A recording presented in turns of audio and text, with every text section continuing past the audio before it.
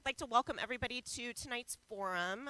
Tonight we're going to hear from candidates for Union County Commissioner Position 3 and then the 10th Judicial Circuit Court candidates. They'll be here tonight also. We're going to start with the Union County Commissioner Position 3 candidates. Tonight's event is sponsored by the Union County Chamber of Commerce and The Observer. My name's Corinne Brajati. I'm the publisher of The Observer, and I'll be moderating tonight's event with the help of The Observer editor, Andrew Cutler. So Andrew, I'm going to turn it over to you so that you can kind of go through how tonight's forum is going to work, sort of our rules of engagement for the candidates.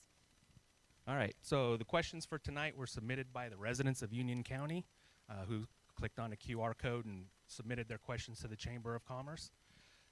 The order of who will go first to answer questions will be determined by a drawing from a hat, but it's a box right there. We will start with a 2-minute opening statement. Again, we'll draw for the order, and each candidate will have a minute and a half to respond to each question. We will do 4 questions for each race.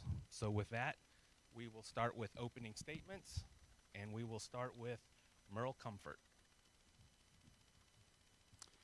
Hi everyone, I'm Merle Comfort. I've lived in LeGrand, lived in LeGrand for 45 years, in the county for 45 years. Met my wife here. We've been married 43 years. She graduated from LeGrand High School along with our daughter as well. I've been a strong advocate for Union County since we moved here. I met one of the football coaches and became a volunteer trainer, and just kept volunteering at the college a lot. Worked into the East-West Shrine game and was the trainer for the Eastern Oregon football team for 5 years. After that, I became a member of the LeGrand School Board. I've been on the school board for a total of 25 years, and I still have 2 or 3 years left to go. I've been on the IMESD board for 14 years, and I've handled budgets up to $60 million to $30 million. I'm a collaborator. I like to work with people, and I'm just proud to be a member of this group. There's some great candidates here, but I'm hoping you vote for me. Thank you. Brent Clapp. Turn yours off. Hi, I'm Brent Clapp, and I live in Island City. I'm just going to read you the information that I have on my card. There's more of these in the foyer area if you want some of those.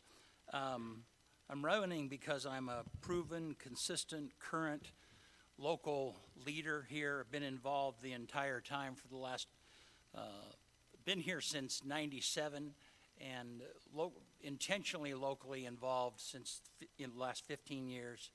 I'm locally connected and aware, and my wife and I have made a personal investment in Union County.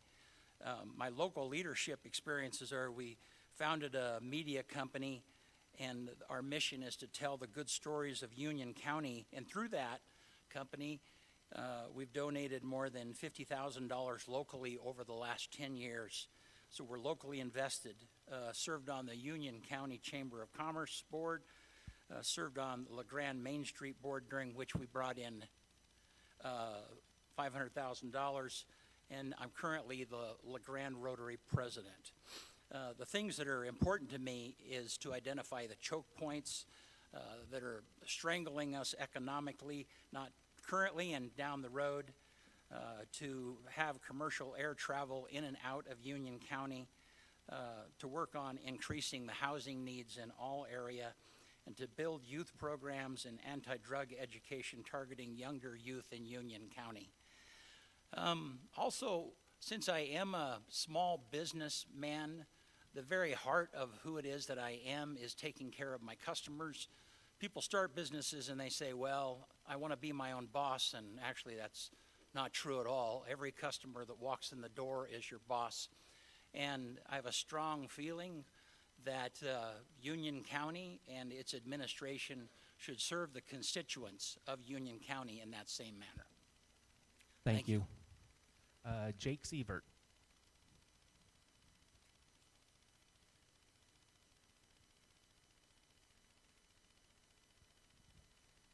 There we go.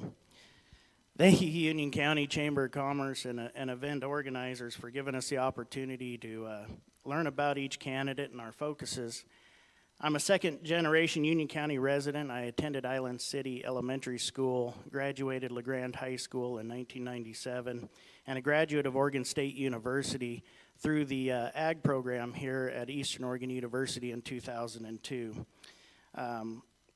I am and heavily still involved in 4-H and FFA groups and programs in the county, and not just our county, but neighboring counties as well. I'm continuing to help our youth in our community explore their interest and excel. As a commissioner, I will protect our traditions and values that we have and prioritize issues such as public safety. Our first responders require funding to adequately get the training and equipment needed to the ever-changing scenarios arising in our county. Homelessness, we need to help the homeless population transition away from our streets and their addictions. With the recent reform ballot measure 110, we need funding for such resources of treatment facilities for this, as it is a big safety and public concern and tax burden of cleanup and monitoring of the encampments. Agriculture, of course, is my main focus. We need to protect our ag lands, maintain and encourage sustainable ag production, and also to encourage innovative marketing strategies to send out value-added, locally resourced goods. Agriculture and natural resources are the backbone and foundation of any economy, especially rural economies, and you'll hear me say that a lot, a million more times. This is a great segue to get into our local economy as we look at our manufacturing jobs that have been a staple for decades in this region. Also, our local small businesses run by generations of Oregonians. So, ladies and gentlemen, with your vote this month, we'll make Union County greater than before. Thank you very much. Up next is Brian Sather. Hello, I'm Brian Sather. I'm a professor here. I've lived here for 22 years. I live in Somerville. And I believe that my qualifications line up really well with the county and some of the opportunities we have, especially related to recreation. Close to 50% of our land is public land in this county. I think that's a huge asset.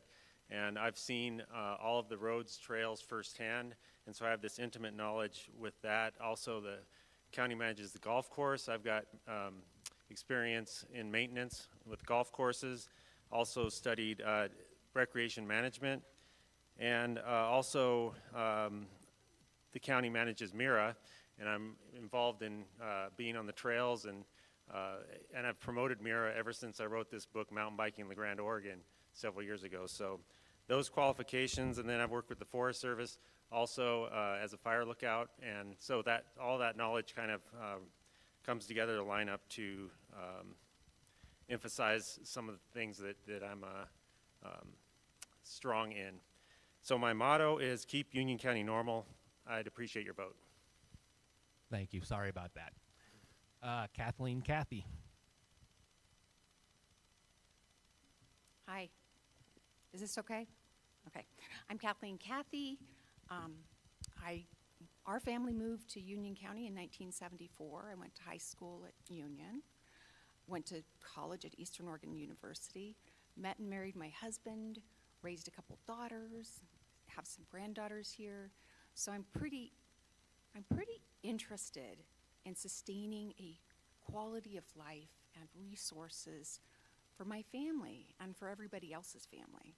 So I've worked in public service, government service for more than 30 years. I was lucky enough to do that because I could follow my heart. My husband worked really hard on the railroad and took care of the family. So I'm grateful for that. I was able to work for a mental health consortium as a training coordinator. I worked for the Commission on Children and Families as the assistant director, managed a budget of around $900,000 a year. I worked for Senator Wyden for the last 18 years, all across Eastern Oregon. I did the ground game. I worked really hard to win the VA clinic in Grande that came under the Bush administration in 2008. And I work with veterans. I work on infrastructure issues with small communities, respond to natural disasters, and help people figure out how to get the resources that they need when people have an issue in a small community, I come together I bring people together, we talk about the issues, we figure out who the resource people are, we make a plan, and I help people follow the plan. And so I like to deliver, I like to solve problems, and I would appreciate very much your vote. Thank you. Thank you. Next is John Coote. My name is John Coote. I'm a 45-year resident of Union County, married to Joni Lacarica. We have 2 children and 6 grandchildren. I've never been a politician, a lobbyist, or been employed by the government. I've spent my entire career in the ag industry, primarily involved in livestock marketing. I've also operated Coote Auction and farm and estate online and live auction business since '74. I'm in the campaign for all of the citizens of Union County to help them in any positive endeavor that creates a better future for all. Remember, this is a nonpartisan position, and the definition of that is to make well-informed decisions based on facts with no bias. I want to recognize Donna Beveridge for her dedication to this position. She has been successful in many of her assignments as commissioner, and it leaves big shoes to fill. I also want to recognize Commissioner Scarfo for his efforts working on the needed improvements at the fairgrounds and many other projects. Last but not least, Commissioner Anders for his efforts to bring the governor's attention to the devastation that opioids have brought to our county and his other efforts to benefit us. Folks, this is a team effort, and I look forward to the opportunity to be on the team. I have the maturity and the life experiences that make me a good fit for the job. Thank you. Thank you. Mark Simmons. I want to thank the Union County Chamber of Commerce for holding this event. It's important for the voters to know a little about the people that are running for office. I love Union County, and I love the people that live in Union County. I've lived here for 50 years. My wife and I live on a ranch just east of Elgin. We've been married for 47 years, have 11 grandkids, and in my going about meeting people on their doorstep, I've been thrilled to be able to do that. I just love meeting the people and working with them. I do have prior governmental experience. I was recruited by Ray Baum in 1997 to run for the legislature, and within 3 years, my third term, I was the Speaker of the House. I did work was offered an appointment in the Bush administration, and then served 4 years as the State Director for Rural Development. And then I've been in the private sector with my own business for the last 20 years. Change is happening in our county, and I want that change to be intentional rather than by default. I want economic development, at least modest economic development. I want us to address the housing issues. I was shown a video by the Ford dealer of some guy at 2 o'clock in the morning jumping from hood to hood to hood on the cars that were parked out by the road. That's not the county I want. That's not the kind of behavior I want in my county. There was a lady who came to an event we did in Cove who said that she tried to get into a grocery store and this guy blocked her way and wouldn't let her go unless she gave him $5. Shaking her down for $5. That's not the community I want. That's not the community you want. It's not the community I know. I ask for your support. I ask for your vote in keeping this the way we want it to be. Thank you. Robin Church. Please turn off your mic. Hi, I'm Robin Church. I was born and raised in Union County, went to grade school in Union, graduated from Elgin High School. I went to Link School of Business in Boise and lived in Idaho for a year and decided Oregon was a much better place for me. I worked for Farmer Equipment Company doing wheel lines. Then I went to GTE, and some of you won't know who GTE was. It's General Telephone and Electric. I worked my way up from operator to division secretary to operator services supervisor and was there until they closed out. Then I went to work at the Union County Sheriff's Office, was a department specialist and backup civil deputy. Then I went to the clerk's office. I was a chief deputy and a deputy clerk. And then when Nellie was elected county commissioner, I ran and was elected county clerk. I proudly served Union County as your county clerk for many years. And when I retired, I thought first 2 months were like vacation. And then I really missed all of you guys. So I ran it by my family, my friends, and said, I'm thinking about running for commissioner. What do you think? They all thought it was a good idea, and then people started calling me at home and saying, would you please run? And I thought, well, if people care enough about Union County that they're going to call me at home and say, please run, I'll run. I have no agenda. I'm running for the people of Union County. I'm happy to hear anything anyone has to say. I've worked with every county in the state. I've worked with the FBI, Homeland Security, CISA, the Cyber Security Internet Security Agency. I have contacts all over this country, and I would be happy to bring them to Union County as your commissioner. Thank you. Thank you. Caleb Sampson. First off, thank you all for coming out tonight. The fact that you want to be informed voters is great. I want to thank the Observer and the Chamber of Commerce for putting on this event and letting you get to know us all. This is the biggest job interview I've ever had.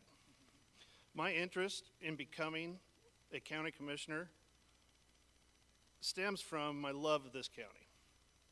Through the work with various organizations like Search and Rescue, Chamber of Commerce, Downtown Main Street, various other organizations like coaching youth sports, volunteering at the schools, raising money for 3 Philly trips, as well as donating through my past business. I have come to get to know and love the county and the citizens in this county, the families. We watch out for each other. I've been able to connect with so many people in Union County. I am up here to earn your vote so we can continue to have great representation, both locally and statewide. I will be here taking the responsibilities of commissioner very seriously. I will not be in it for a kickback, take it easy kind of job. I will put in the time and effort it demands for our county to prosper. Thank you for your support.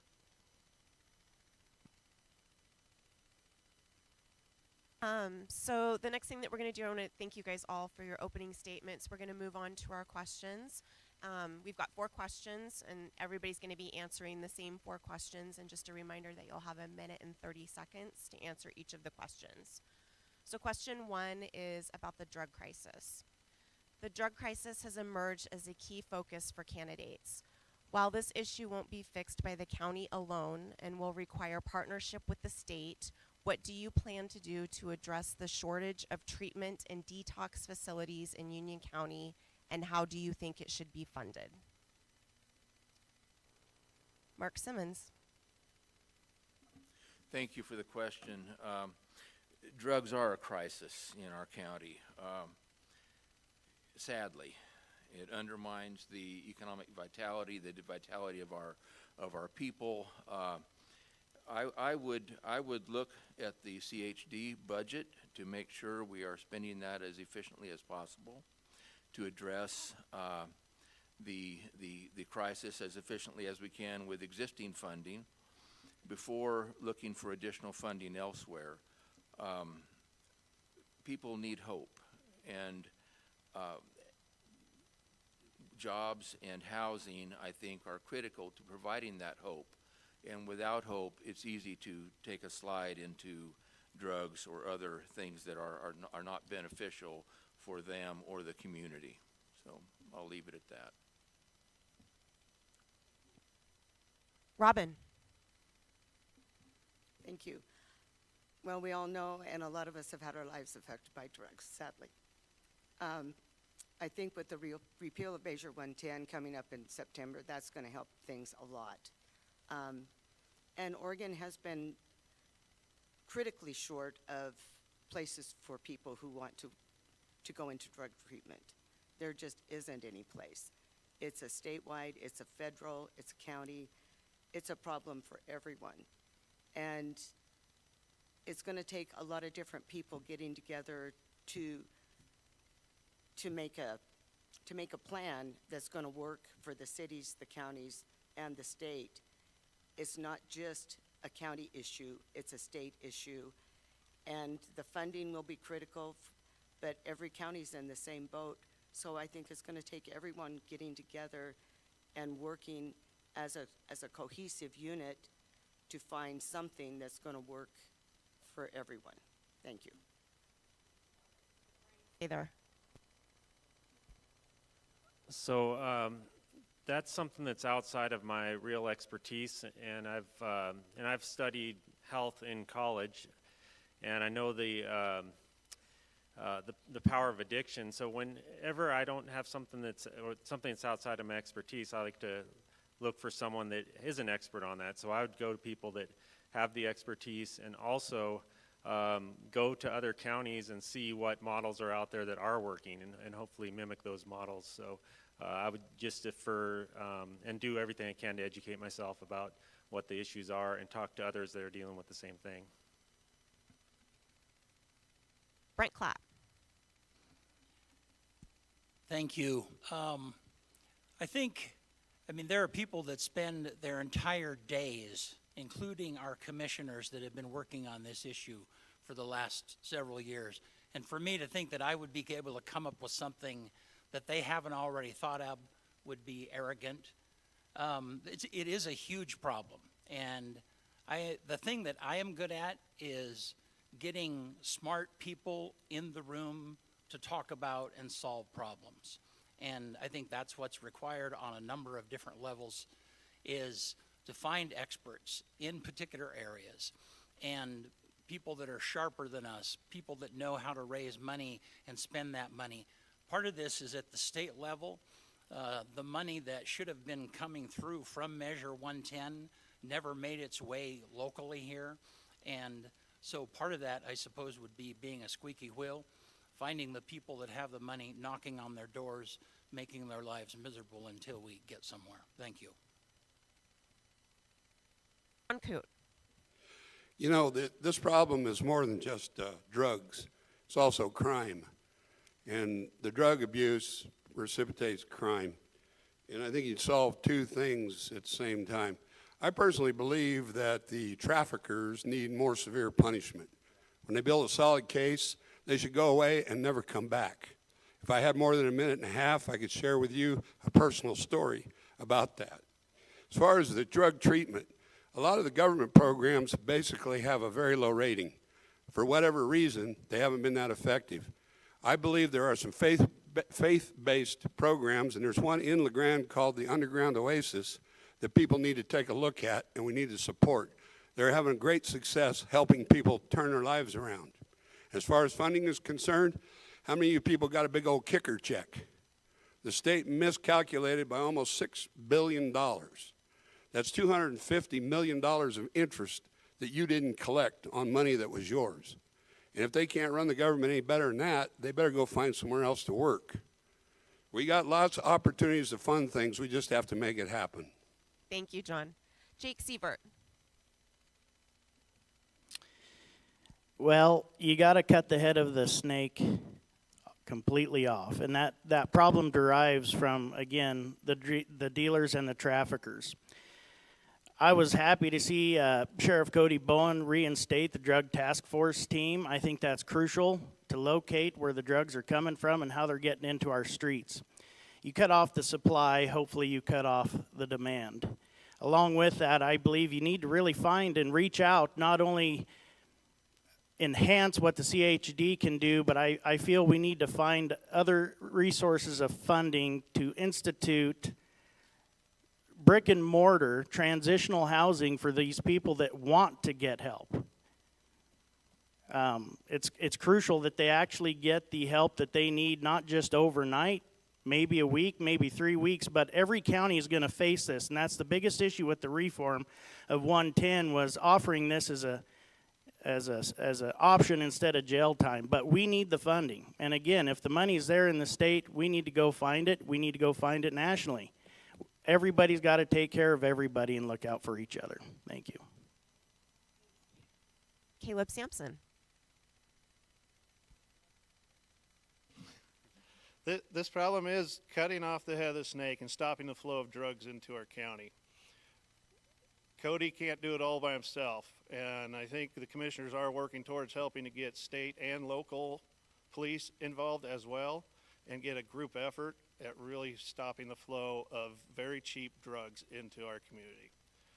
The other thing is getting these people to want to get off the drugs.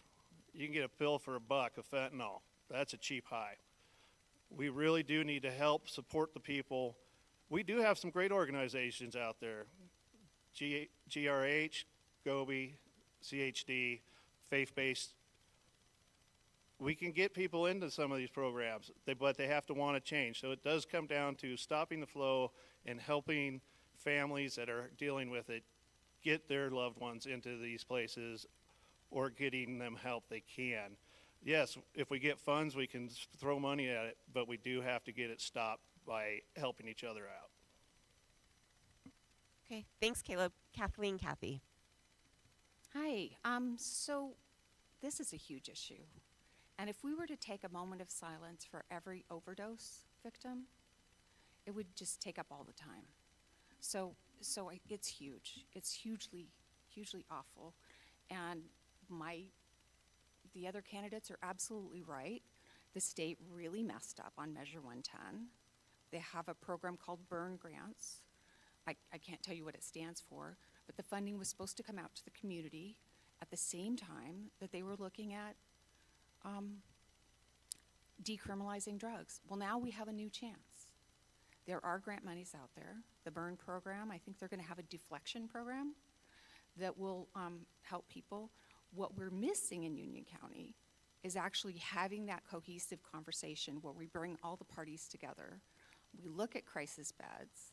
There are other counties around us. Baker has detox. Umatilla has detox. We don't. We don't have crisis beds. We don't have much in the way of treatment. And this is something that we all coming together with the will of everyone, we can solve it. And we can help people turn their lives around and become, some people are going to need to go to jail. Let's be honest. Some people are not going to get sober or clean until they have, till they have a chance to get clean. And so, but the idea of allowing them treatment, oops. You, Kathleen. Sorry. Rural Comfort. This is an ongoing problem.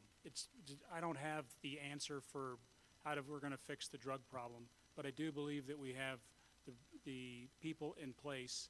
I totally support the sheriff in reinstituting the drug task force.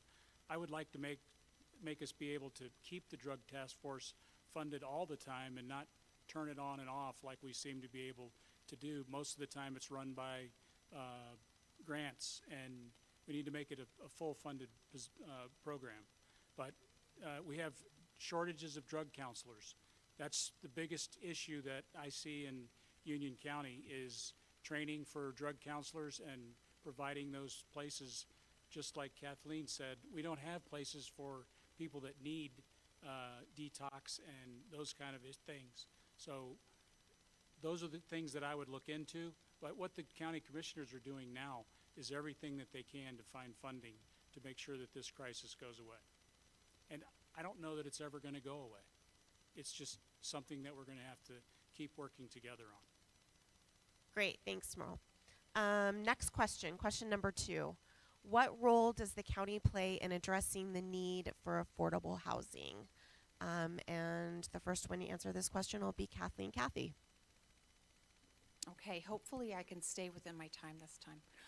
So in terms of the county, so there's a few ideas that I have. One is I'd like to really look at what Community Connection and the programs they have for housing rehab. So there's some older folks who may have a housing that's not too perfect, but they can do some work on their place, 0% I think it's a 0% interest loan that gets paid off when you sell the house.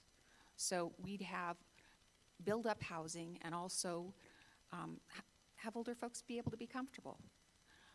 I'd like to look at some kind of community assessments where communities could be looking at zoning. They could look at, are there places where they'd want to do cluster housing like the Veterans Village? What kind of resources would you want to do? And then once we kind of develop the projects, then I'd like to see if we can get HUD to come out, just like they did in Wallowa County, and do a funders meeting for us, where you bring together all the experts, and they can tell you what regulations you might want to be looking for, what kind of funding might be available, steps to go moving forward. And so those are the kind of ideas I think the county can do, working maybe with the Rev Center. But yeah, thanks. Sampson. I believe the commissioner's role is to work within the cities, with the cities and the planning commission. We need to be looking to see where available land is, proper zoning, infrastructure.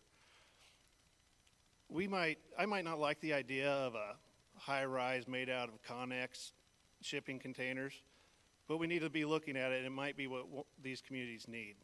We need to see about if we can get tax breaks from Salem for our contractors to help get the cost down. Right now, everything costs a ton of money. Land costs a lot of money. Everything you need to build a house, fuel, it's going to be really hard, and interest rates aren't that friendly right now either. So we have to strive and look for ways that we can help people building houses, people buying houses, or even affordable housing for people to rent to get started. It's going to be tough, but we can do it. Brian Sather. So yeah, definitely the county has a lot of zoning rules that do impact the housing prices. But also I like the look of the county too, the rural look to it. So, and I lived in Idaho and saw all the fields be taken up by housing, and housing was pretty affordable back then because of the building.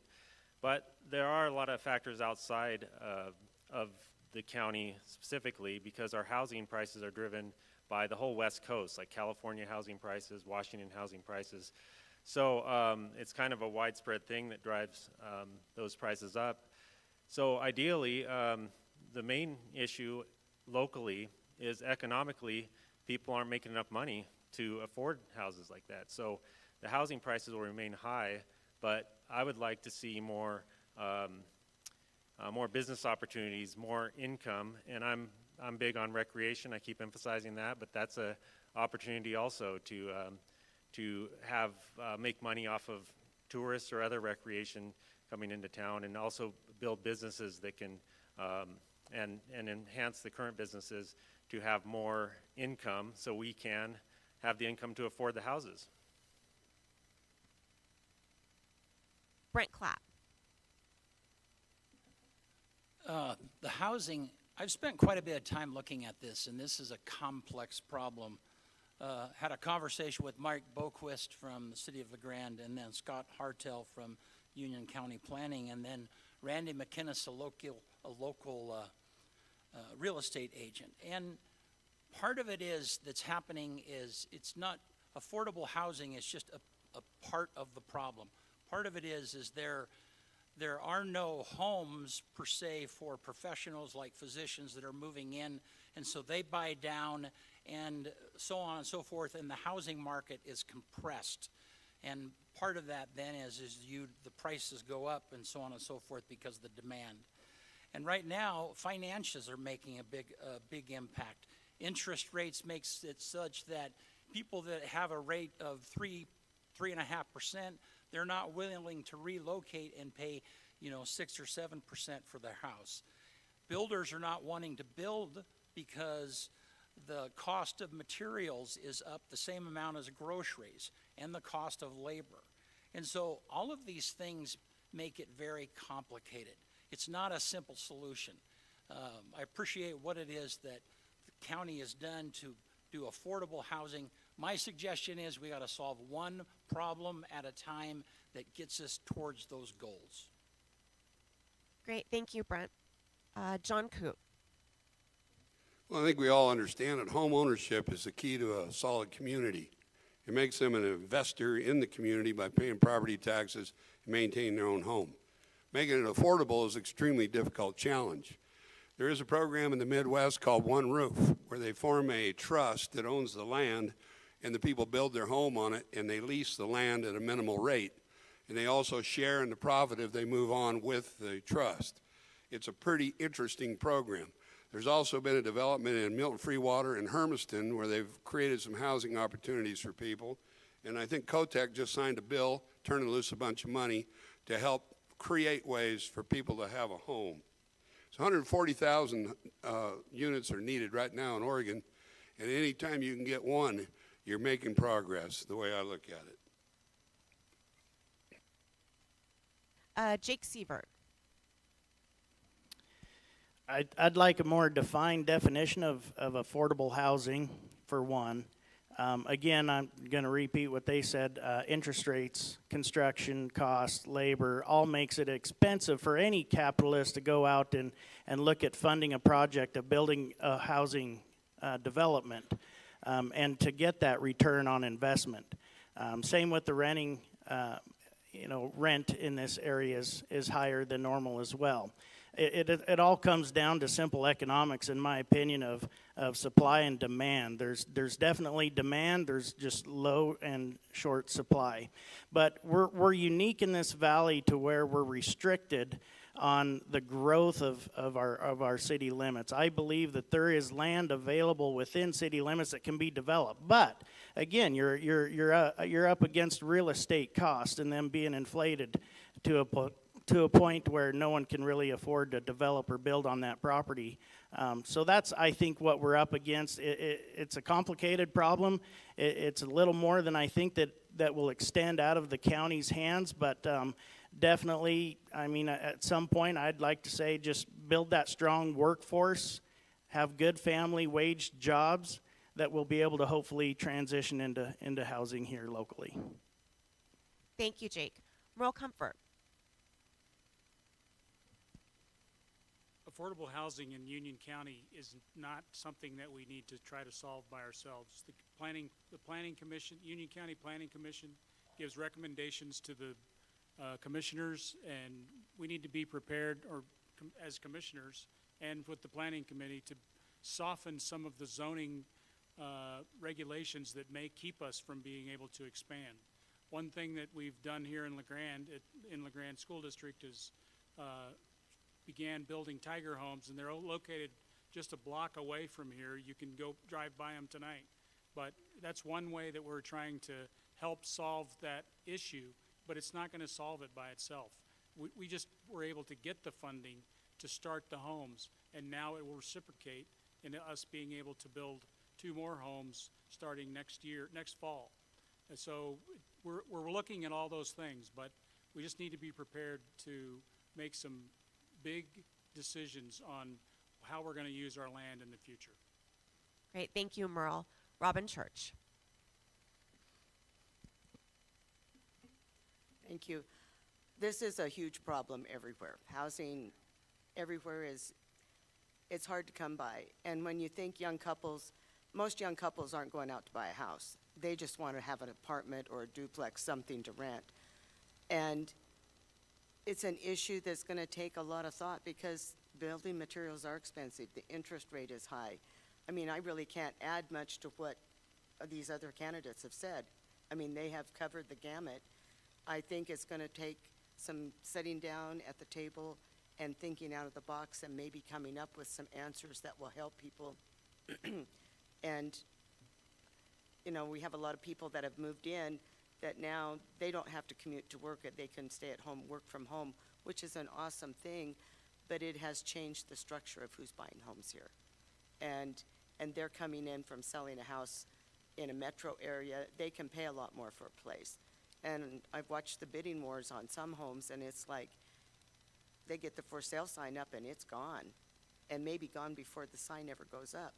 So I think it's going to take a strong group of people getting together, sitting down at the table, and maybe doing some planning to see what can be worked out between the county and the cities, because it is all about the zoning and the property and the water, and do we want to take farm ground? Thank you, Robin. Mark Simmons. Thank you. This is a huge problem, as has been repeated several times here. Put yourself in the position of a young couple who is trying to make a start in life, trying to get a home, have a job that provides them enough income to actually buy a home. And it's extremely difficult. Interest rates, all the problems that have been mentioned. If we can't get it done, making more land available through zoning, I would suggest going to the legislature and ask for an exception for Union County to address some of these problems. Our children shouldn't have to move away to make a life for themselves. I think that's a tragedy when that has to happen, unless they want to leave. I think we have enough subsidized housing, and I don't think that more government subsidies for housing are the answer. I think we need to provide private opportunities to solve the problem in the most expedient way possible.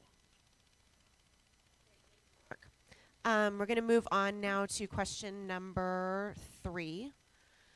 As Union County Commissioner, you will oversee a budget of $61 million and 150 or more county employees across several departments. How does your current experience prepare you for this?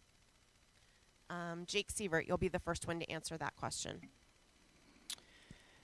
As a manager of a local business here, you deal with budgeting every day, annually, the cost of business, your inventories, and then also being a small cattle operation myself, boy, that really takes some budgeting.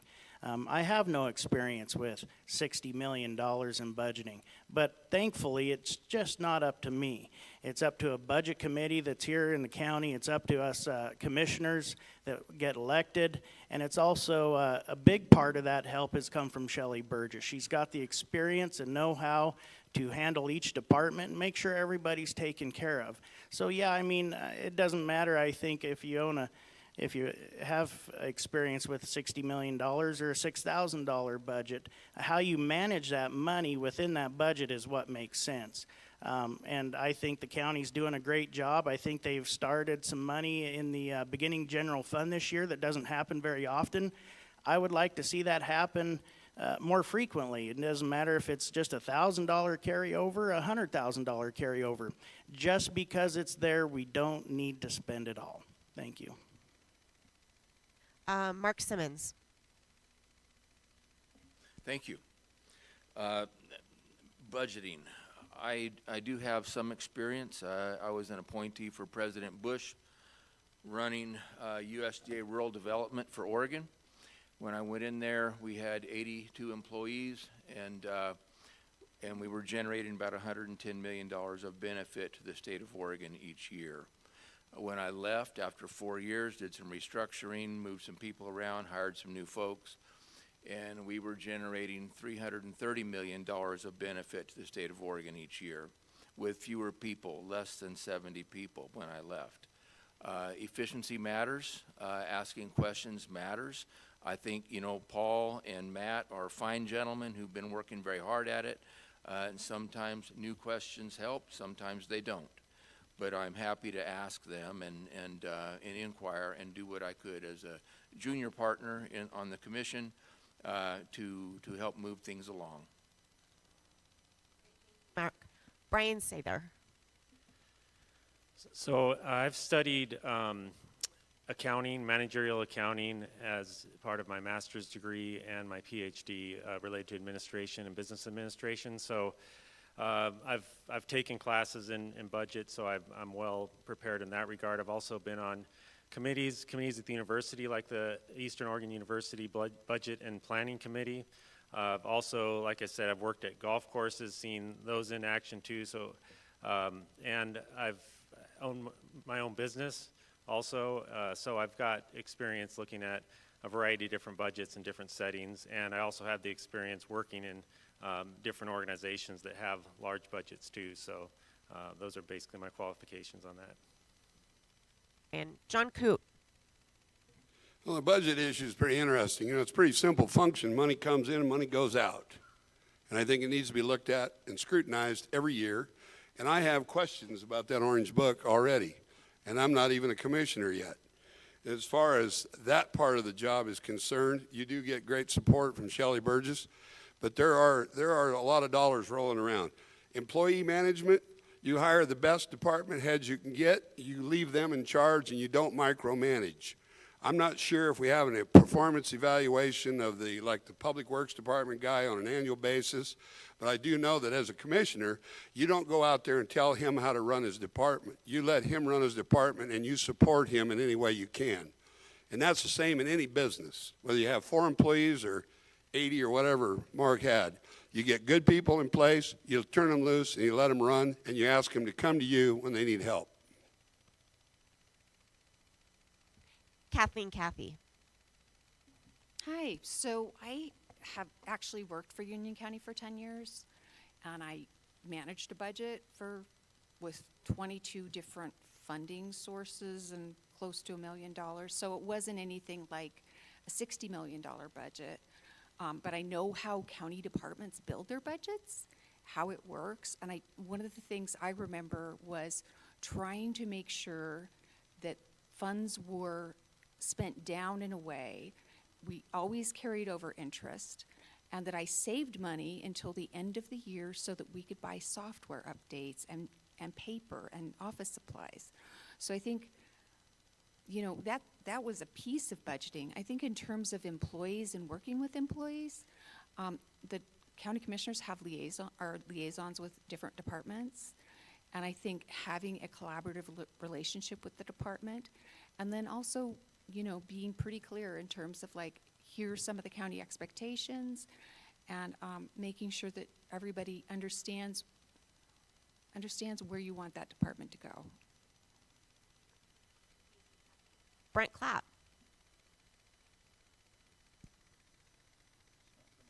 Oops. So I've had the opportunity to work on a number of boards and budgets during my time as president for Grande Main Street downtown. We took in more than $500,000 that was distributed to local historical restoration. But yeah, you hire smart people. You hire people like Shelley Burgess, who that is their whole job. That's just what it is that they do, and that's really important. The other thing in leadership is, you're right, you don't micromanage them. You find really good people, you give them a clear definition of what it is that they need to do. And again, part of that definition for me is how well are we serving our customers, and our customers being the constituents of Union County. I think that's really important. And I personally would want to see that. Are we returning emails? Are we returning phone calls? Are the office hours of our public services, are they available, and can people get to them in time after work? All of these things are really important for the customers. The other thing is volunteers. There's a lot of volunteers out there, and being a leader is not just leading the people that you pay, it's also leading the people that volunteer. Caleb Sampson. I get to thank Ms. Burgess as well. I dropped in unannounced, and she let me come into her office and gave me some really good advice, talked to the budget, let me know how it works and flows. I have some experience with the Chamber of Commerce budget, knowing that certain dollars come in and have to be used for certain things. Our budget's the same way. We have dollars that come in that have to be used certain ways. The crew that works on it is awesome. We do need to listen to our department heads, but we also need to communicate with them very well so they know where we stand, we know where they stand. I would love to see it to where we can build up a rainy day fund, a surplus that we could have if we do have it arise for something that is urgent. Also, I don't want to see a new levy or tax, but they'll probably be coming because we do need upgrades on a lot of things. So it's something to be mindful of. Merle Comfort.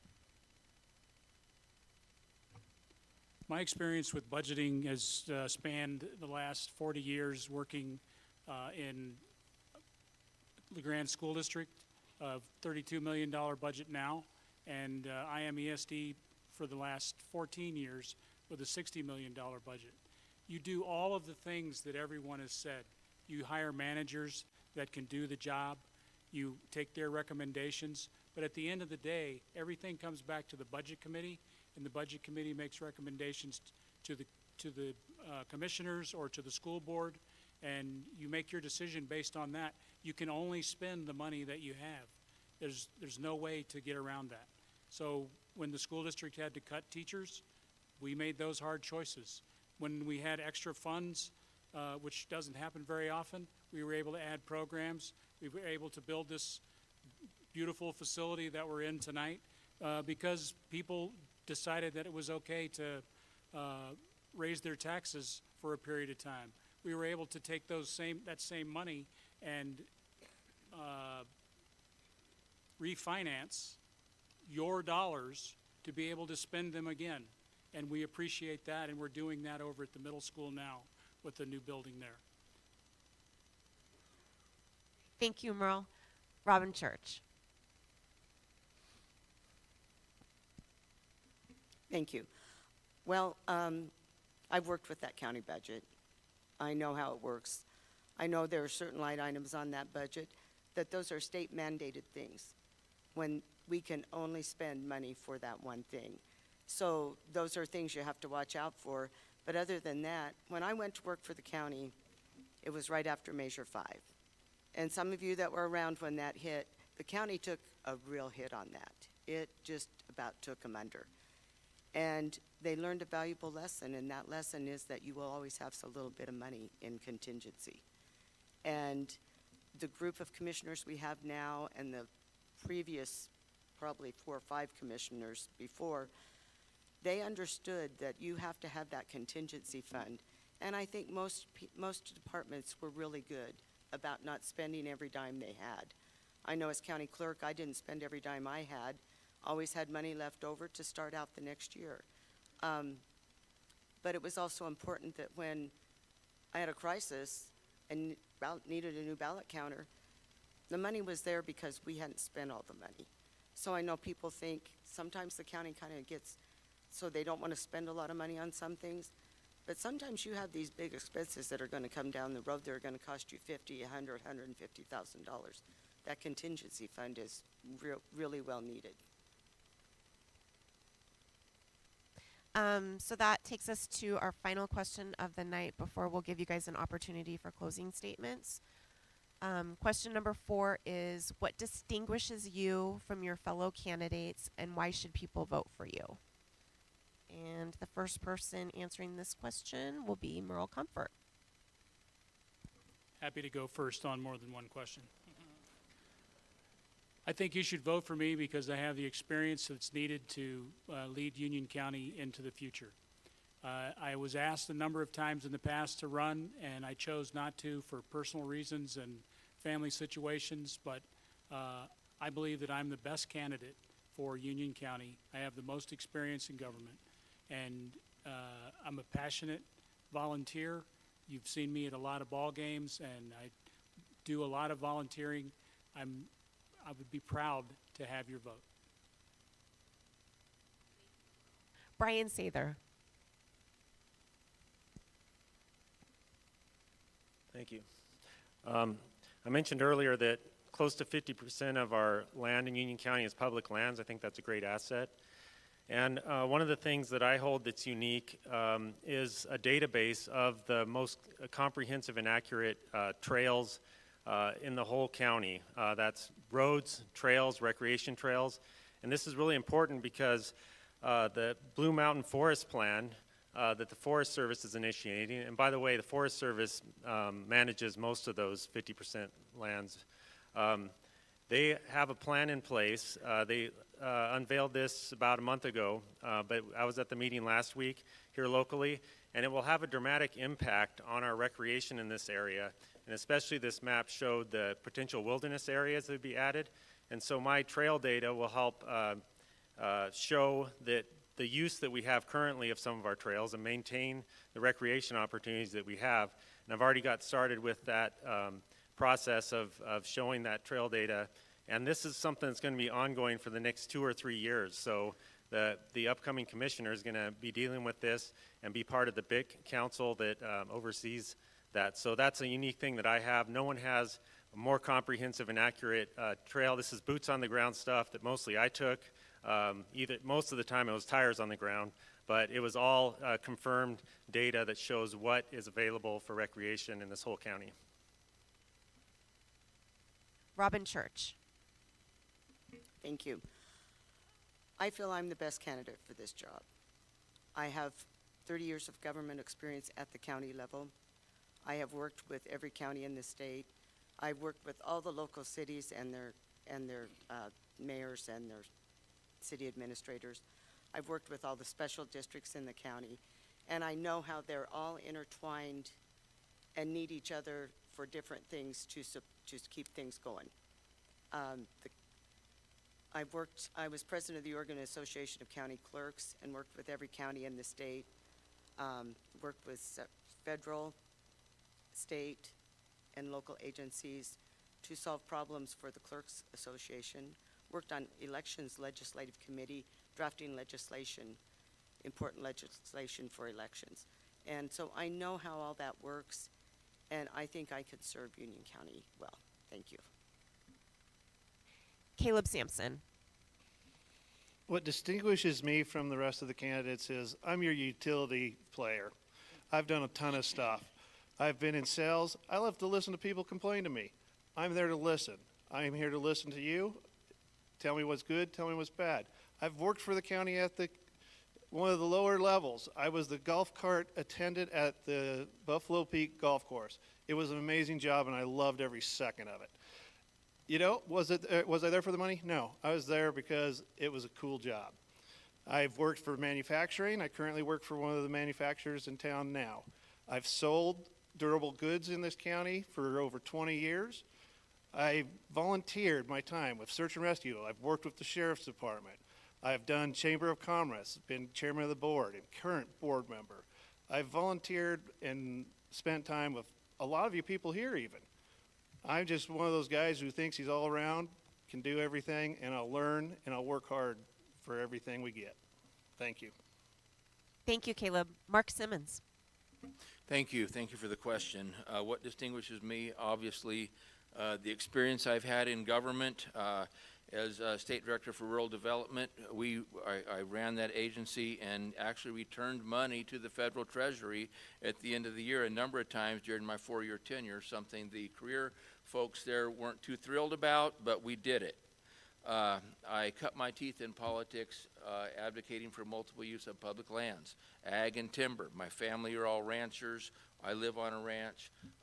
It's all part of who I am. I love Union County, this place, the people that are here, and I know how to get things done on behalf of the local citizens. We're all in this together, and there's so much that we agree on, and there's so much that we can all pull together to get done, and I'm grateful to have the opportunity. If I'm elected, I ask for your vote. I can't get to every door. I've got to a lot of them, but I'll keep trying. Thank you. Thank you, Mark. Kathleen Cathy. Hi. So what distinguishes me from the other candidates is probably my relationships. I work in 11 Eastern Oregon counties. I work with state government agencies. I work with federal agencies, county commissioners and judges from across Eastern Oregon. When there's a problem, I know who to call and how to get started on a solution. That doesn't mean I know everything. It means that I know who to talk to and how to get people to come together and work on a problem. I also have a lot of experience with agriculture. So I received the 2023 Above and Beyond Award from the Oregon Wheat Growers League because of my support for their industry, which a lot of it has to do with trade, international trade. I have an endorsement from Mark Ward, who's longtime member of the Oregon Potato Commission, because I work with onion and potato growers when they have trade or other issues.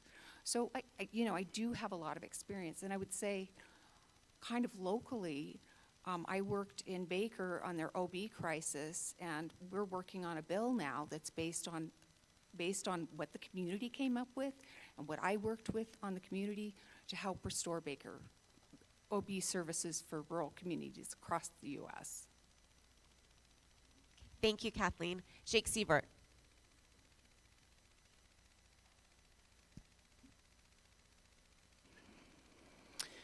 What distinguishes me from all the other candidates up here, I don't know Caleb's age, but I feel like I'm the youngest, but that doesn't mean I'm young. No, I have a good relationship with the community. I've been involved with this community at certain levels, of course, auctioneering and raising money for different events and organizations, always thinking about the kids. I do know a lot of people in this community. I have a lot of familiarity because I was, grew up here and born and raised here and have a lot of contacts here locally. I feel like I would step into Donna's position really well. She's a great liaison right now for the ag community on the Oregon Water Research and Development Board, Union County Cattlemen's, and just to name a couple. And so I do know the issues that our local ag producers face there, and I feel like I would fit in and maybe not hit the ground running, but have some familiarity of the issues there and the liaison relationships she's developed there. Why vote for me? By golly, I don't know, just because I'm that good guy. John Coote. I think probably one of my biggest differences is I lack any experience in government. I'm an open-minded conservative. I'm a critical thinker. I'll take a fresh look at everything. But I have to admit, I haven't been doing things that some of these others have done for the last 18, 20, whatever many years. But that may not be all that bad. A fresh look is always usually a pretty good look because you don't have any preconceived ideas or any idea about what is supposed to happen. You just jump in there and make things happen. And I'm not being critical, I'm just pointing out a fact. And I would look forward to an opportunity to work for all the citizens of Union County and do my best to bring them the best that we can with our resources. Brent Clapp. I think I figured out how I'm different, but figured out why I'm better. That has been a question that I have struggled with, because there are some really great people up here. I would give my life for Merle, and he is a dear, dear friend. But that being said, I got to talk about why I'm the one. I'm proven, consistent, current, local leadership. That's important. I'm locally connected and aware. Through our program, through our digital TV station, I've had the opportunity to interview people from all over the spectrum, and that's given me the ability to be what I think is going to be a consensus builder, and I think that's really important for Union County, and I've personally invested. The other thing is I'm preparing for the job. I've been to every county commissioner meeting since I filed, except for one, either in person. I've been to a Greater Idaho meeting, just not that I'm in favor of that, but just so that I was aware. I've met with all three commissioners, Shelley Burgess, Scott Hartle, Doug Wright, Nick Vora, and Cody, the tax assessor. So I have tried to do my homework and get my head around what it is this job involves. Thank you. I'm going to give each of you an opportunity for a 2-minute closing statement now. And we'll go ahead and begin with Jake Sievert. Well, thanks again for having me. I feel it's great to have full transparency from those representing Union County. I don't claim to be an expert, but I feel like I know how to find the answers and get back to you. We need to not forget all of Union County, stretching north to Elgin, south to North Powder, and the diverse benefits that each community brings to the table. I want to reiterate the value of shipping ag goods and finished products out of this county with the value added there. There's an opportunity there, I feel, to bring more growth as far as labor into this community, which will help us all economically. Having a key individual such as Shelley at overseeing the budget is crucial. Having the needs met for every department, occasionally showing a beginning fund balance, just plain and simple financially sound management practices. Yeah, I'm a fresh set of eyes to the whole deal. I'm one of you. The only difference is that I filed to run as a Union County Commissioner in hopes that I can be a representation of all of Union County. Doesn't matter if it's from the ag base or from downtown LaGrande, Elgin, North Powder, or what your issues are. I have been told that I am a great listener. I only communicate, and that's why I have trouble speaking in front of large groups, when I feel like I have really something important to say. And I fully think through every detail of how I'm going to lay out the message.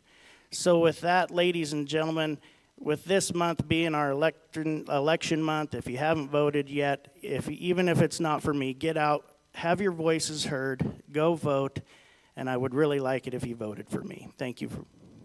Thank you, Jake. Robin Church. Thank you, everyone, for coming.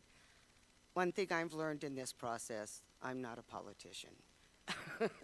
I am not great at asking people to help me.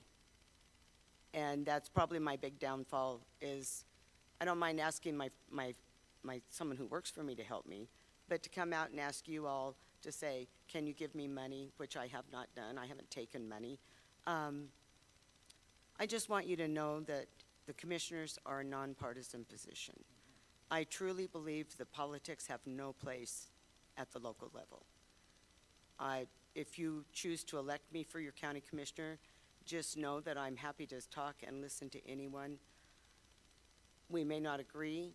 We may not even be able to come to a resolution locally, but I am awesome at ferreting out where you need to go and who you need to talk to.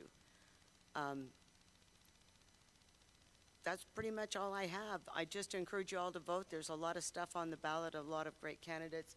I mean, we have wonderful people sitting up here, but you also have some important decisions on the state and federal levels too.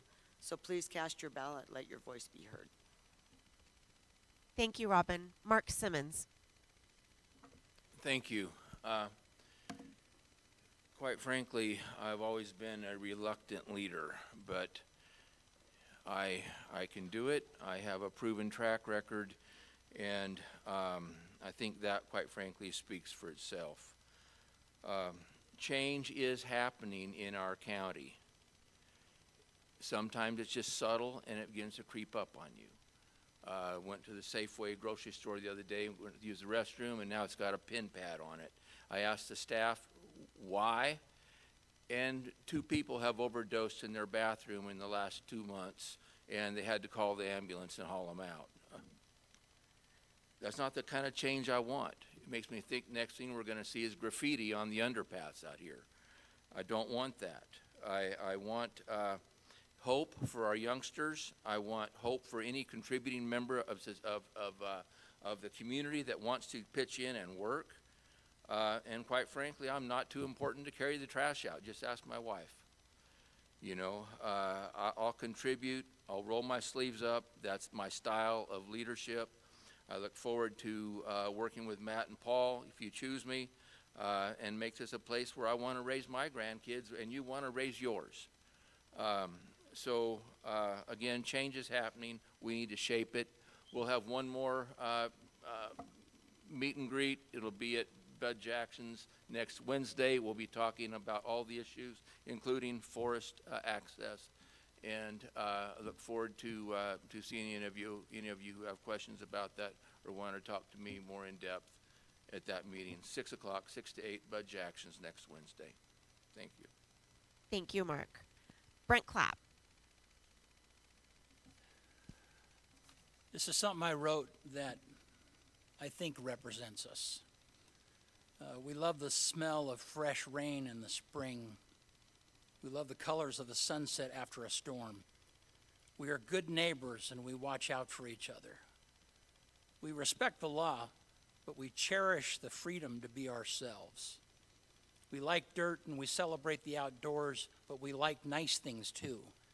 We believe in working hard and taking personal responsibility for our mistakes. We like closing deals with just a handshake, and our word means that we won't let you down. We are proud of our accomplishments, but we never want to be snobby. We want to be owners and not to depend on others. We know our kids as teachers, and our neighbors are an extension of our parental eyes. We are compassionate and generous, but we don't want to be taken advantage of. We care more about a person's character than about how they're different than us. We want people to understand our challenges and appreciate our way of life. We want our valley to be a place that our children love and choose to stay. We are business owners, teachers, farmers, entrepreneurs, and employees. We are insurance agents, car dealers, cattlemen, manufacturers, artists, and service workers. We stand for the flag, and we kneel to talk to little children. What we have in common is more important than what separates us. We are Union County, and we like who we are. Thank you. Thank you, Brent.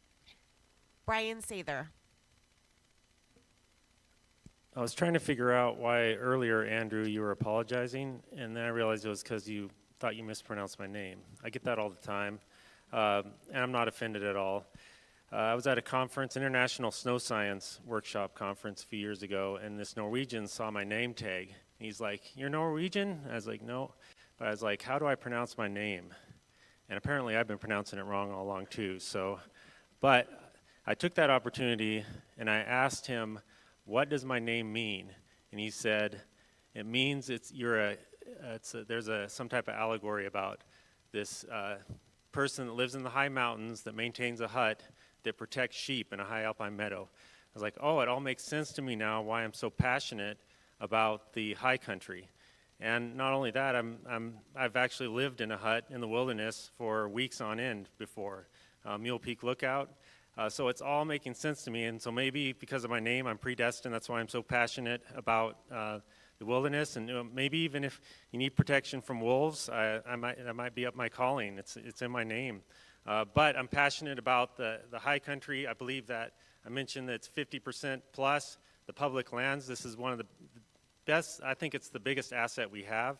Also MIRA, public land, it's a huge asset the county has, and we should capitalize off of that and make money off of these lands. But not only that, it adds value to the whole community, and that's one reason our homes have high value too, is because of the opportunities that exist with the public lands in this area. The county's also interested in Spout Springs ski area. The Forest Service really wants the county to purchase that, or at least run that. And I have intimate knowledge of that ski area. I'm up there all the time. I've run mountain bike races there. So basically, the whole notion of enjoying the country, that's why I'm so passionate about that, and potentially it's just in my nature. Coot.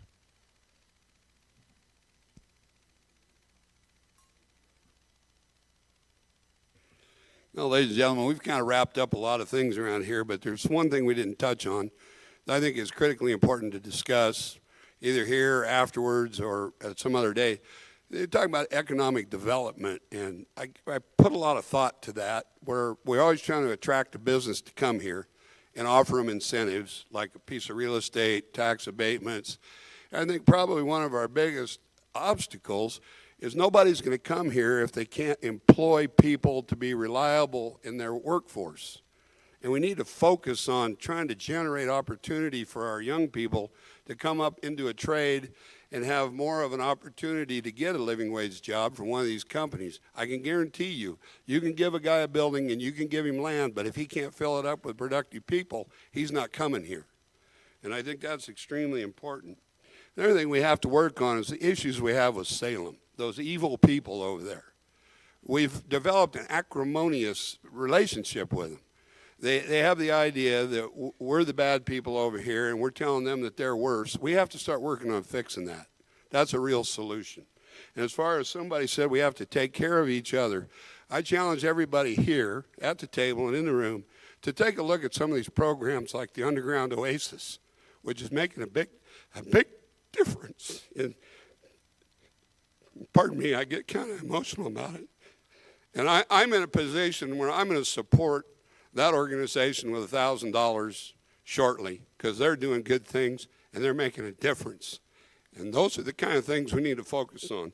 I'll have a meet and greet Thursday at the Barrel Room in Island City. My friend Ray Randall's out in the lobby. He's got a handout that has my focus points and a little bit about me, and I would appreciate your vote. I will do the best I can. Kathleen Cathy.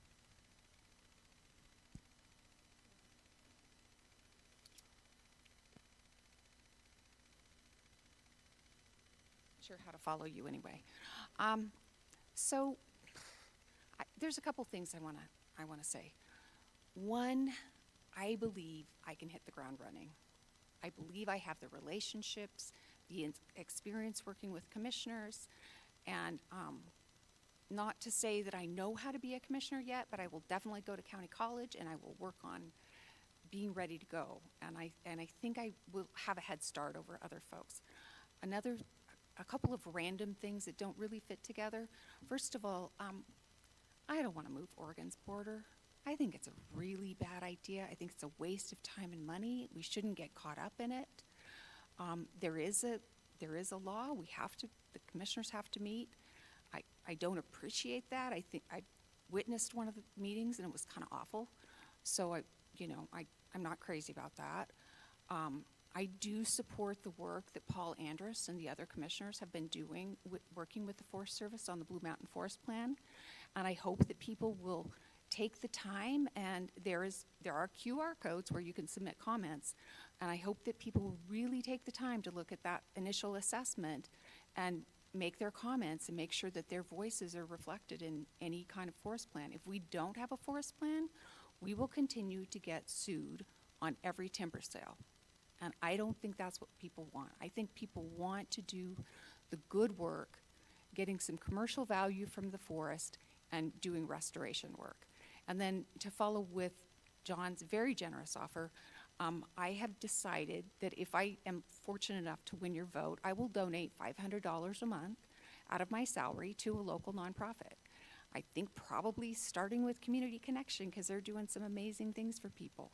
Maybe the veterans, hunter safety programs, the warming station, 1 in 4 of their guests finds a home. So I think there's people doing good work in this community. Thank you.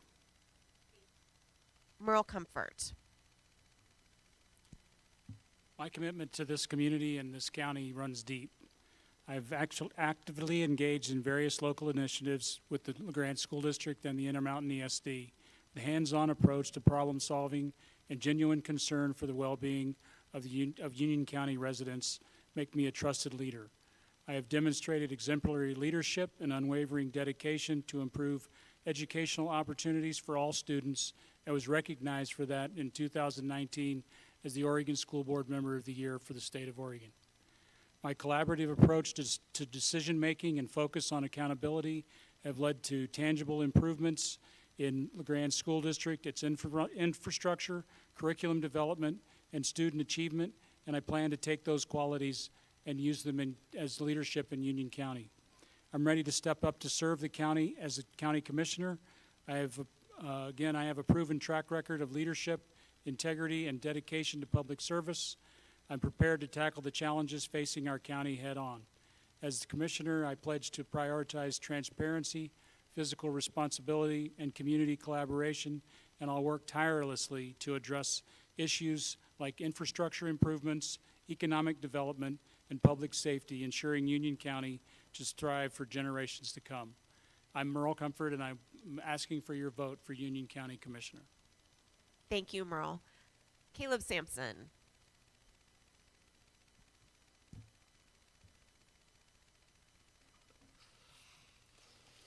Well, I just love this county. I always have. I always will. I wanted to move here before I even lived here and couldn't wait to get here. I am running a grassroots, self-funded You're not seeing any big signs from me. I don't have the money to do it. I'm not on a billboard. Don't have the money to do it. I haven't accepted any money people have offered. I will not. I will be here to work for this community. I thought $6,000 a year is a little light, but you do what you can do. Also, I knew the reason why Safeway had its doors locked because I live here.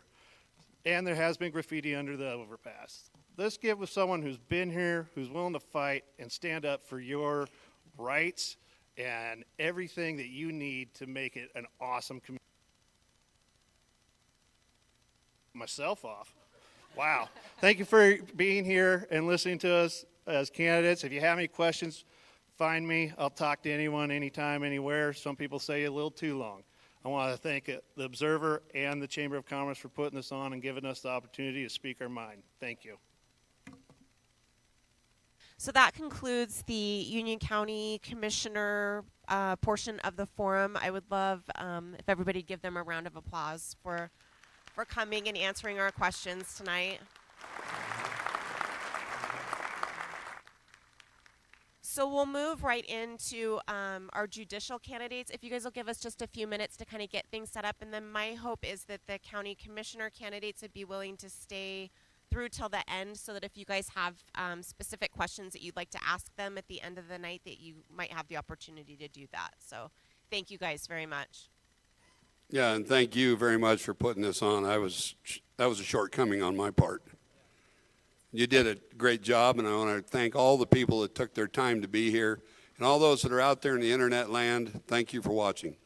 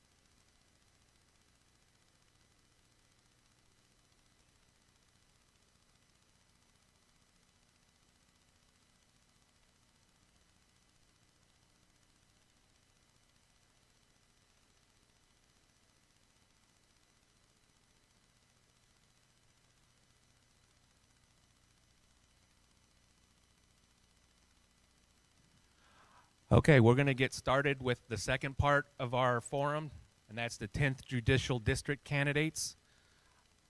We will run through the rules of engagement one more time, just so everybody is clear on what we're doing. As I mentioned earlier, questions were submitted by the residents of Union County. The order of who will answer the questions first will be determined by a drawing with each question. We will start with a 2-minute opening statement from each candidate, and then each candidate will have 1.5 minutes to respond to each question. So with that, we will get started with opening statements, and we will start with Jared Boyd. First and foremost, I want to thank everybody for coming out here. This is a race that when I started campaigning in September, not many people knew who I was or the circuit court was or what we did. And now I think this is one of the races that has the most interest, and it is important. Most people don't go to court. That's a good thing. Not very many good things happen that lead to people to go to court, but this is critical. It affects every aspect of our community. I have been here for 15 years. My first job out of law school in 2008 was working here as a prosecutor for 6.5 years. I was a senior deputy district attorney and the primary drug prosecutor working with the drug task force and handled a general caseload, generally about 350 cases a year. In 2015, I opened up my own firm, and I have been a solo practitioner for the last 9 years, handling mostly public defense, which is about 95% of our community demographically. We do dependency cases where kids are taken in foster care, mental health commitments, juvenile cases, and criminal work, as you would expect. And I also do a civil caseload on top of that as well, because we aren't dedicated public defense attorneys. We're private attorneys that contract with the state. So I've been here for 15 years on the front lines, all in this community. I also work on the treatment court. I've worked there as a prosecutor and as a defense attorney. So I have very broad-based experience. I'm the only one that's been a prosecutor, been a public defense attorney and private attorney, and worked on the treatment court. And with the circuit court, it's critical because this is the court that handles everything except for federal cases and minor municipal cases. So this is a situation where from speeding tickets to homicides, this is the court that you would go through, and it's critical. We have 2 judge positions, and we need the court to be efficient in handling those cases going forward. So the fact that folks are paying attention to this race, that are appearing here, is great. I encourage it as much as possible. I would also encourage absolutely everybody, when paying attention to this race, to talk to folks currently working in the legal system, whether it's attorneys, DHS workers, law enforcement, court staff, whoever. Ask them how things are going. Ask them if there needs to be a change and what improvements we can make. Because even if you're not in the court system, you need to be focusing on this race. Thank you. Thank you. Wes Williams. First of all, thank you all for attending this evening. I'm Judge Wes Williams. I think there are 3 things that are most important to consider when you're deciding who to vote for judge. The first would be legal experience. The second, the judge's record. And third, judicial temperament. As far as my legal experience, I've practiced law here for 22 years before becoming a judge. On the civil litigation part of my practice, I practiced everything from divorces to high-stakes civil litigation in both federal court and state court. I've had cases before the Court of Appeals and all the way to the Oregon Supreme Court.